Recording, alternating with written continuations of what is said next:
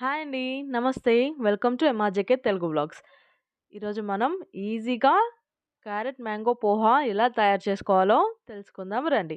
ముందుగా ఒక బౌల్‌లో అటుకులు తీసుకొని వాటిని బాగా వాష్ చేసుకొని ఒక 2 మినిట్స్ నానబెట్టి తర్వాత వాటిని నీళ్ళలోంచి పిండి తీసి పక్కన పెట్టుకోండి.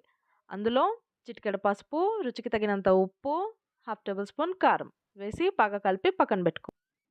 తర్వాత స్టవ్ మీద పాన్ పెట్టుకొని అందులో నూనె వేసి ఆవాలు, జీలకర్ర, కొన్ని పల్లీలు, పచ్చిశనగపప్పు వేసి బాగా వేయించుకోండి.